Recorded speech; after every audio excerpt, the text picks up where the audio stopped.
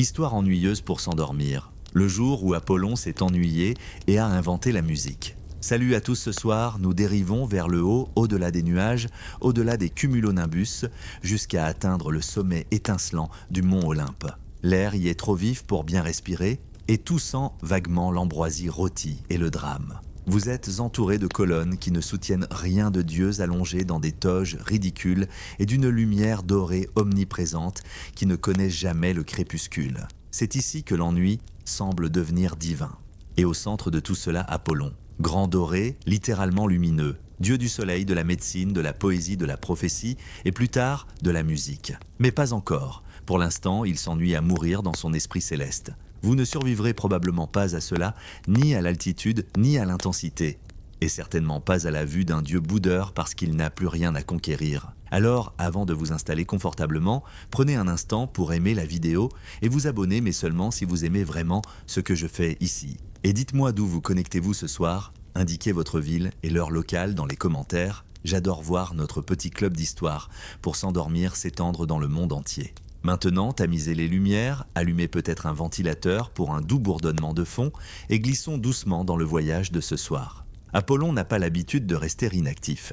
Il a déjà éclipsé Hélios dans la course aux chars solaires, lancé quelques pestes pour s'amuser et guéri quelques mortels pour maintenir sa licence en règle. Mais maintenant, tout le monde fait la sieste. Hermès est parti jouer des tours à des vaches. Artémis a disparu dans la forêt avec son habituel panneau interdit aux garçons. Même Zeus est silencieux, ce qui est soit une bénédiction, soit un piège. Alors, Apollon fait ce que tout immortel brillant ferait avec trop de temps libre, il tourne en rond, dans sa cour en marbre, en cercle, en fredonnant. Et puis quelque chose se produit. Le fredonnement devient un rythme. Le rythme s'enroule dans son esprit comme un fil doré. Et Apollon, comprenant qu'il tient quelque chose, saisit la chose la plus proche de lui, une carapace de tortue, car apparemment rien ne symbolise mieux l'innovation divine que des restes de reptiles. Oui, vraiment, c'est ça le mythe d'origine. Hermès, le jeune dieu farceur, avait inventé la lyre quelques jours auparavant en tuant une tortue, en l'évidant, en tendant des tendons sur sa carapace, puis en l'offrant en cadeau, soudoyement, après avoir volé les vaches d'Apollon. Charmant, non ? Apollon, inspiré, perfectionne l'objet. Il y ajoute des cordes. Les accorde avec une précision céleste. L'or remplace les tendons. L'ivoire s'insinue dans la structure. La première vraie lyre du monde est née non seulement un instrument, mais un symbole d'ordre divin de perfection artistique et du passe-temps personnel d'un dieu devenu obsession mondiale. Les historiens débattent encore pour savoir si la lyre était un objet de prestige ou un instrument répandu chez les Grecs anciens, mais dans cette histoire, elle naît comme de la haute couture céleste. Vous vous demandez peut-être pourquoi la musique, pourquoi ne pas inventer le tressage de paniers sous-marins ou le sudoku divin. Mais la musique a du sens. C'est un mélange de mathématiques et d'âme en harmonie. Elle comble les silences entre les éclairs et les oracles qui marmonnent. Bientôt Apollon compose. Pas de la musique au sens mortel, pas de partition, pas de playlist, Spotify, mais des mélodies tissées dans l'air même. Des notes qui font vibrer le tissu même de la réalité. Les oiseaux se taisent, les vents retiennent leur souffle. Même Dionysos au milieu d'un bain de vin s'arrête et murmure « Wow !»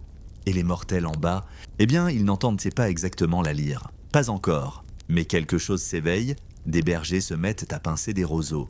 Des pêcheurs sifflent au vent avec une grâce soudaine. Un potier tape par accident un rythme en tournant sa roue, puis jure que ce n'était pas intentionnel. La musique commence à s'infiltrer, non seulement comme son, mais comme émotion structurée. Pendant ce temps, les dieux remarquent, et parce qu'ils sont des dieux grecs, ils réagissent comme ils le font toujours, avec une compétition mesquine et des opinions non sollicitées. Athéna prétend avoir inventé l'harmonie avec sa flûte, mais le son lui donnait mal à la tête, alors elle l'a jeté. Compréhensible. Héra insiste pour que la musique soit une affaire de discipline et de structure, pas de cette fantaisie de lyre. Dionysos plaide pour une percussion chaotique avec des cruches à vin vide et un arbre bongo de temps en temps. Et au centre de tout ça, Apollon gratte. Sa musique raconte des histoires, de couchers de soleil persistants, de tragédies en germe, de gloire chantée avant même le début des batailles. Ce n'est pas juste une bande-son, c'est une prophétie déguisée en beauté. Un air en particulier flotte vers Delphes, une ville encore paisible, mais qui deviendra bientôt un haut lieu de paroles mystérieuses et de longues files d'attente pour des consultations psychiques. Les notes s'y déposent comme de la poussière dorée et soudain la Pythie a une musique de fond pour ses visions. Anecdote amusante. Les anciens Grecs croyaient que la musique pouvait influencer la santé, littéralement réorganiser vos humeurs internes. Les airs d'Apollon étaient de considérer comme un remède autant qu'un divertissement. La prochaine fois que votre médecin vous prescrit des comprimés, demandez plutôt un solo de lyre. Au fil des jours et des siècles, la lyre d'Apollon devient plus qu'une décoration divine. Elle devient un symbole gravé sur des pièces sculptées dans les colonnes des temples et griffonnées par des écoliers qui s'ennuient. Il commence même à enseigner aux muses 9 déesses qui inspireront plus tard tout de la poésie épique aux tragédies théâtrales en passant par les bios Instagram en grec ancien. Nous les rencontrerons, comme il se doit, dans la section 3. Mais pour l'instant, Apollon est satisfait, plus ou moins, jusqu'à ce que quelqu'un le défie. Mais nous n'en sommes pas encore là. Pour l'instant, reposez vos pensées parmi les étoiles dans l'écho doux d'une corde qui vibre encore dans la fraîche nuit olympienne. Quelque part bien en dessous du mont Olympe, dans un bosquet où la lumière du soleil filtre comme du miel renversé à travers des feuilles anciennes, un satyre s'appuie contre un olivier tordu. Il a des jambes de chèvre, une barbe sauvage et un ego plus grand que sa flûte. C'est malheureusement pour tout le monde Pan. Pan est le dieu des bergers, de la nature sauvage et de l'énergie maladroite des forêts. Ses passe-temps préférés incluent la poursuite des nymphes, effrayer les voyageurs et jouer une musique qui ressemble à une oie en pleine panique. Plus précisément, il joue des flûtes de Pan, un étrange petit instrument fait de roseaux qu'il a apparemment autrefois aimé de manière romantique. Ne posez pas de questions, mais aujourd'hui Pan se sent courageux, ou stupide, peut-être les deux. Il a entendu des rumeurs à propos de la musique d'Apollon, comment elle fait pleurer les oliviers, comment elle a transformé un orage en berceuse, comment elle a un jour poussé Arès à arrêter de frapper des choses pendant 10 minutes entières. Et Pan pense « mes morceaux sont meilleurs », alors il défie un dieu, micro ouvert édition divine.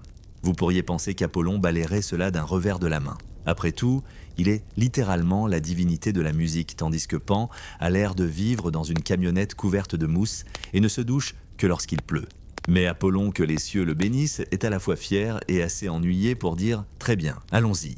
La scène est prête, littéralement. Une clairière en Phrygie devient une sorte de bataille mythique des groupes. Les nymphes sont perchées sur des champignons. Les dryades jettent un œil hors des arbres. Une vache confuse finit au premier rang. Et au centre, 2 musiciens se préparent Pan avec ses flûtes rustiques, Apollon avec sa lyre étincelante. Il joue. Pan commence. Sa musique est sauvage, désorganisée, toute émotion sans structure. C'est comme être poursuivi à travers un labyrinthe de haies par ses propres sentiments. Il y a du rythme, oui, et une sorte d'appel primal, mais ce n'est pas exactement élégant, c'est brut. Animal, une bande-son pour courir pieds nus dans le chaos, et certains adorent. Les créatures de la forêt acclament. Les oiseaux chantent en une étrange harmonie. Un écureuil lance un gland en signe d'appréciation. Puis Apollon joue et tout s'arrête. Sa lyre ne se contente pas d'être belle, elle réorganise le temps. Le rythme s'aligne sur le battement du cœur de l'auditeur. La mélodie se souvient de votre enfance et pardonne vos erreurs. Les arbres se balancent comme s'ils écoutaient. L'eau s'écoule en rythme. Quelque part, un rocher envisage de pleurer. Et maintenant, la partie gênante, choisir un vainqueur. Entre le roi Midas. Oui, ce Midas, celui au toucher d'or qui a transformé son petit déjeuner en lingot, pour une raison inconnue, il a été invité à juger ce qui est étrange, compte tenu de son bilan en matière de bonnes décisions. Apollon termine sa dernière note, l'air vibre encore d'un calme lumineux, Midas fronce les sourcils, remue sur son siège et dit « Eh bien, moi j'ai préféré celui de Pan. » Oups. Apollon le fixe. Les dieux halètent. Même les nymphes font ce bruit de respiration aiguë que l'on entend quand quelqu'un dit quelque chose de vraiment regrettable à un dîner de famille. Et donc, naturellement, Apollon offre à Midas un petit cadeau des oreilles de d'âne. Juste comme ça, pouf, 2 énormes oreilles poilues et molles poussent sur la tête du roi. Apollon ne crie pas, ne fait pas de scène. Il ajoute simplement cette humiliation douce comme une note de bas de page. Fait connu, Midas et ses oreilles à d'âne font en réalité partie des mythes moins célèbres, mais l'histoire a circulé dans les textes classiques et a même inspiré des peintures et des opéras. Sympa, non? La honte classique comme art de performance. Bref, Midas panique. Il cache ses oreilles sous un turban. Seul son barbier connaît la vérité. Et parce que les barbiers sont aussi enclins au potin dans la Grèce antique qu'aujourd'hui, le secret finit par s'échapper à travers un trou dans le sol, rien de moins. Le barbier, incapable de le garder pour lui, chuchote la vérité à la terre, et de ce trou des roseaux pousse, et le vent qui les traverse murmure à tous « Midas a des oreilles d'âne ». La nature se moque des accords de confidentialité. De retour dans la clairière, Pan encaisse la défaite sans sourciller. Il a l'habitude d'être l'outsider, et puis il a encore des fans. Apollon, de son côté, n'est pas en colère. Pas vraiment, il est juste confirmé. Sa musique n'est pas pour tout le monde, c'est la perfection. Et la perfection est rarement populaire dans les fêtes. Les historiens débattent encore pour savoir si ce duel musical devait symboliser la lutte entre la tradition rustique et la civilisation raffinée. Ou juste une joute divine très élaborée, mais quoi qu'il en soit, l'histoire est restée. Elle résonne à travers les siècles. Les Romains amateurs de chaos bien ordonnés la racontent avec passion. Les peintres de la Renaissance adorent de l'image Apollon brillant d'or-pan, entouré de chèvres et de mauvaises décisions. Mais sous l'histoire, un courant doux circule. Elle parle de la façon dont la musique reflète l'identité. Pan joue ce qu'il est désordonné sauvage, un peu tragique. Apollon joue ce qu'il veut, que le monde soit ordonné, harmonique, impossible.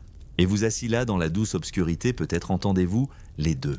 Le battement de cœur des flûtes de Pan, le calme doré de la lyre d'Apollon. Les dieux se retirent. La clairière s'estompe, mais quelque part au fond de votre esprit, les notes persistent. Deux mélodies en boucle, l'une sauvage, l'autre divine. Maintenant qu'Apollon a remporté des duels musicaux, inspiré les forêts et introduit les oreilles d'âne dans la mode royale, il tourne son regard vers quelque chose d'encore plus ambitieux, la collaboration. Car même les dieux savent que la perfection a besoin d'une troupe de soutien. Voici venir les muses. Elles sont 9, sœurs, filles de Zeus et de Mnémosyne, la titanide de la mémoire. Ce qui fait d'elles les gardiennes littérales de la mémoire, mais aussi le tout premier girls band de l'Antiquité. Chaque muse est responsable d'une forme spécifique d'art ou de science. Pensez-y comme à une gestion de projet divine. Si chaque poème, chanson ou chronique historique a besoin d'un visa céleste, ce sont elles que vous devez contacter. On ne les rencontre pas toutes d'un coup. Non, elles apparaissent progressivement comme des étoiles qui scintillent une à mesure que la nuit s'installe sur une montagne. Clio est la première passionnée d'histoire, avec une couronne de laurier et un rouleau plus long que votre patience. Puis vient Calliope avec la poésie épique Melpomène qui broyait du noir derrière un masque tragique, et Thalie sa contrepartie comique plus enjouée qui rit doucement en arrière-plan. Apollon, fidèle à lui-même en tant que multitâche, devient leur chef d'orchestre, parfois même leur chœur de soutien. Ensemble, ils vivent sur le mont Hélicon, un quartier général de sœurs très cosy, rempli de sources dont on dit qu'elles inspirent la poésie si l'on en boit bien, que les historiens débattent encore pour savoir si ces sources étaient métaphoriques ou juste une eau minérale sophistiquée aux effets placebo. Et les muses, elles n'inspirent pas seulement. Elles hantent, vous ne pouvez pas les invoquer. Elles apparaissent quand bon leur semble, et quand elles le font, elles ne vous offrent pas simplement un vers. Elles s'infiltrent dans votre esprit, murmurent des symphonies complètes, peignent des fresques derrière vos paupières, puis disparaissent avant le café du matin. C'est à la fois divin et follement agaçant. Mais dans l'Antiquité, c'est ainsi que fonctionnait la créativité. L'inspiration n'était pas interne, c'était une possession. Si vous écriviez une belle chanson, ce n'était pas votre chanson, c'était celle de la muse. Vous n'étiez que la radio humaine captant l'onde. Anecdote curieuse, dans certains villages grecs ruraux, les musiciens invoquent encore les muses avant une performance, comme si chuchoter dans le vide pouvait toujours capter un vieux signal Wi-Fi divin. Quoi qu'il en soit, avec les muses à ses côtés, Apollon commence à programmer la première grande playlist de la civilisation occidentale. Poésie lyrique, hymnes, théâtre, le tout résonne à travers les temples, les banquets même dans les camps de bataille où les soldats chantent pour se souvenir de chez eux. Les mortels de leur côté essaient de suivre. Ils inventent une notation des points et des traits rudimentaires gravés sur des tablettes. Ils construisent des instruments, la cithare, pensez une lyre avec un abonnement à la salle de sport, l'aulos, double flûte, un peu comme deux flûtes à bec scotché ensemble et des tambours taillés dans le bois et la peau de chèvre. Le but, reproduire, ne serait-ce qu'une fraction de ce son olympien. La musique devient un rituel, sacré et civique. On ne joue pas simplement un air, on l'offre à un dieu, surtout à Apollon. Ces temples sont emplis du son de chœurs, de harpes et parfois d'adolescents désaccordés qui n'auraient pas dû se porter volontaires pour ce solo. Et pourtant, à mesure que la musique se répand, elle se divise aussi. Il y a désormais deux grandes tendances, celle d'Apollon et celle de Dionysos. La musique d'Apollon est structurée sereine, faite pour la réflexion. Imaginez une bande-son philosophique ou ce que l'on jouerait lors d'une lecture solennelle de parchemin. Elle apaise l'âme, stabilise le cœur et convient parfaitement à ceux qui rangent leur vin par ordre alphabétique. Dionysos, en revanche, apporte le chaos. Des tambours, des danses, des flûtes qui sonnent, comme si elles étaient jouées pendant une ruée de chèvres. Sa musique est faite pour la fête, la transe extatique et les réveils dans un lieu inconnu. Et cette rivalité, elle déborde dans le théâtre grec. Apollon inspire la tragédie des récits solennels, lourds, où le destin l'emporte toujours et où tout le monde meurt avec beauté. Dionysos engendre la comédie des chaos grivois profondément humains, où personne n'apprend rien, mais tout le monde s'amuse. Vous dérivant dans l'obscurité, vous demandez peut-être quel style vous préférez. Peut-être aimez-vous la symétrie. Ou peut-être voulez-vous simplement danser pieds nus avec une vigne dans les cheveux. Dans tous les cas, les deux écoles façonnent l'avenir de la musique du théâtre et de la vie culturelle. The siècle, AVC, GBCC, il existe des festivals entiers dédiés aux concours musicaux. Les Jeux Pythiques, organisés à Delphes en l'honneur d'Apollon, incluent des compétitions musicales aux côtés des lancers de javelot et des courses à pied. Car qu'est-ce qu'un sprint sans solo de flûte vraiment ? Et même si la musique devient une compétition, elle devient aussi éducative. Les enfants grecs apprennent la musique dès le plus jeune âge, non pas pour devenir des interprètes, nécessairement, mais pour devenir de bons citoyens. Platon soutient que la musique façonne l'âme et que les bons modes, pensés des gammes, avec trouble de la personnalité, peuvent de vous rendre courageux, obéissant ou philosophe.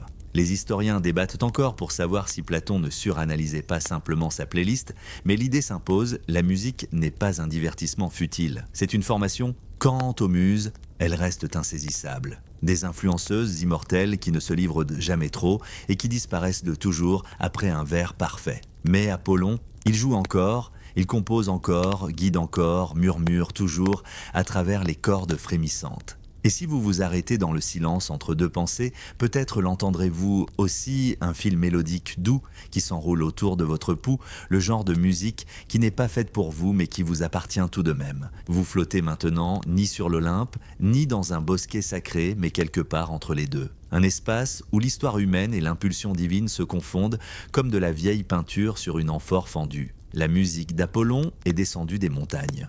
Elle n'est plus confinée au temple doré, ni aux jam sessions célestes. Elle sait partout, elle s'infiltre dans les villes.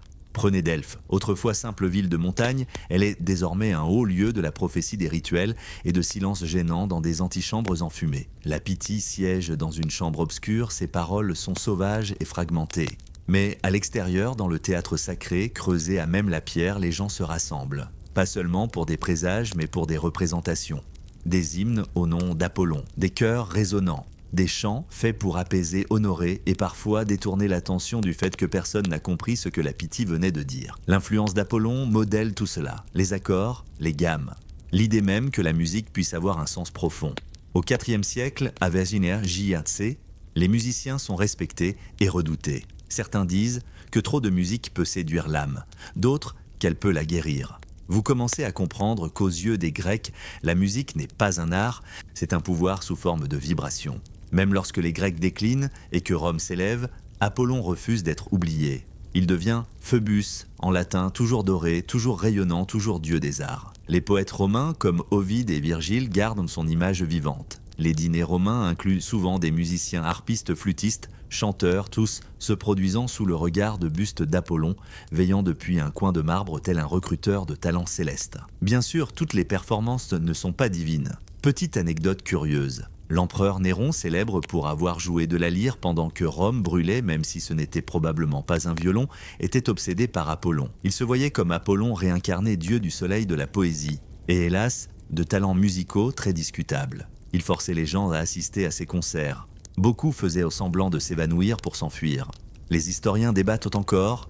Son ego musical relevait-il de la folie de la propagande ou d'un art de la performance en avance de plusieurs siècles ? Quoi qu'il en soit, il prouve qu'une mauvaise musique peut toujours générer de bons drames. Et à travers tout cela, l'idée d'Apollon, son image, son mythe voyage. Les monastères conservent la théorie musicale grecque dans de vieux traités poussiéreux. Les érudits médiévaux chantent selon des modes dérivés des gammes antiques. Les artistes de la Renaissance peignent Apollon dans leurs fresques, souvent entourés de muses pastels à l'air poliment blasé. Puis vient le siècle des Lumières, lorsque l'Europe redécouvre les idéaux classiques. Apollon redevient un symbole de raison, de symétrie, de beauté idéale. Sa lyre revient dans les jardins de sculpture et les manuels de musique. Et la musique, elle évolue. Des chœurs de cathédrales résonnant sous les voûtes de pierre aux opéras gonflés d'arias tragiques, les empreintes d'Apollon sont présentes dans chaque note qui aspire à l'ordre, à la clarté, à la grâce. Il est le premier curateur des ambiances, soyons honnêtes. Même quand les rythmes électroniques font leur apparition des siècles plus tard, on trouve encore des compositeurs chuchotant en écho aux anciens rapports et lois harmoniques nées sur l'Olympe. Votre monde tel que vous le connaissez bourdonne de son influence. La musique d'ascenseur, probablement pas l'héritage dont Apollon est le plus fier. Mais l'idée que des sons de fond puissent apaiser l'âme, calmer les nerfs, aider à dormir, ça c'est ancien, c'est divin. Et peut-être est-ce là que vous vous trouvez maintenant. Ni tout à fait endormi, ni vraiment éveillé, flottant dans un monde de rythmes doux et de mythes en train de s'effacer.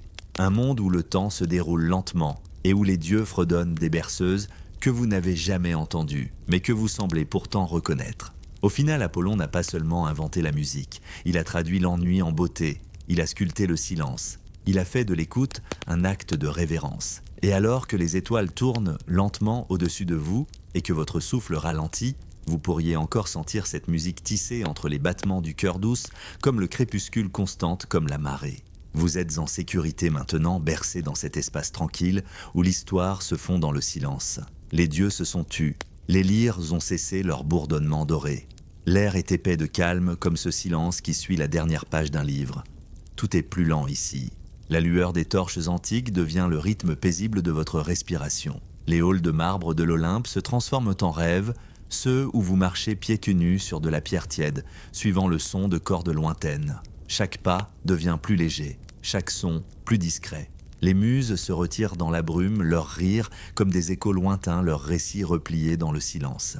Même le sourire malicieux de Pan se dissout dans le bruissement des feuilles d'un bosquet lointain. Seul Apollon demeure juste une lueur dorée au bord de votre esprit, observant sans juger, un compagnon silencieux dans l'immobilité.